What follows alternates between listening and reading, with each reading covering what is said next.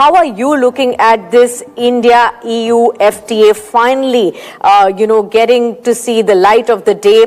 These were the talks that kick-started almost 2 decades ago. They were stalled for 10 years, kick-started again the conversation in 2022. And finally, both the representatives of the countries are marking this as the mother of all deals, a win-win deal across the board. How are you looking at it from the perspective of a market viewer and participant? So it's a twofold view. One is, of course, I think relief because we've been waiting for India-US deal to happen.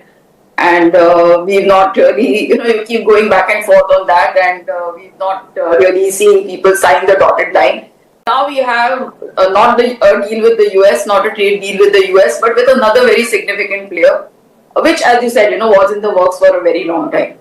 So I think it's heartening on that front that the market has something to really cheer, because otherwise we've seen the way market's been ever since the start of the year. So we've been in this space where you're waiting for things to happen, but the things are not really falling into place, and that despondency was beginning to show.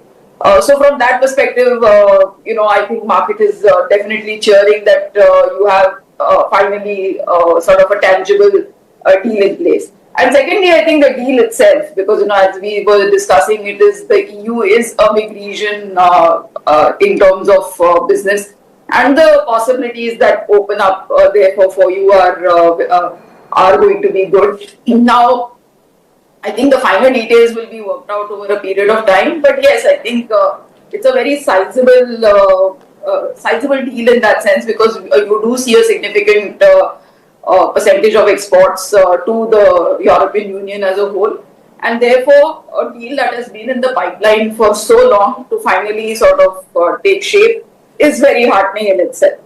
Sharmila, I think the big question that would be on everybody's mind is that this positive comes in on the backdrop of a lot of trade, tariff-related uncertainties that we've been seeing over the last 1 year.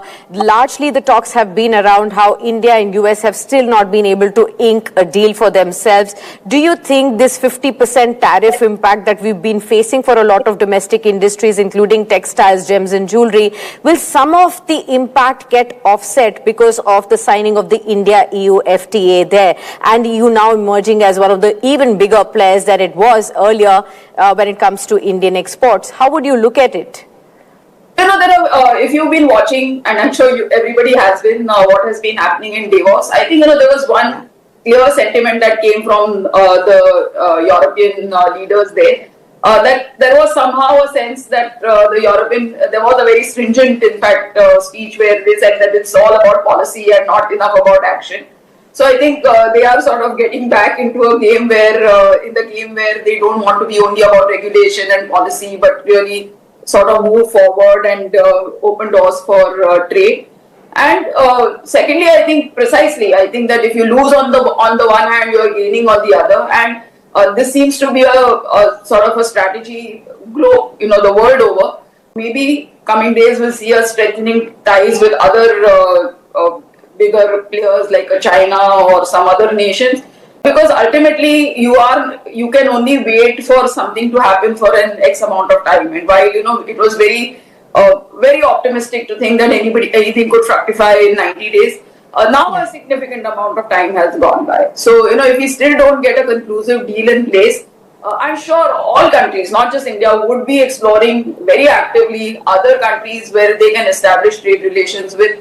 And definitely, I think we've taken a very big step forward getting this deal off with the European Union.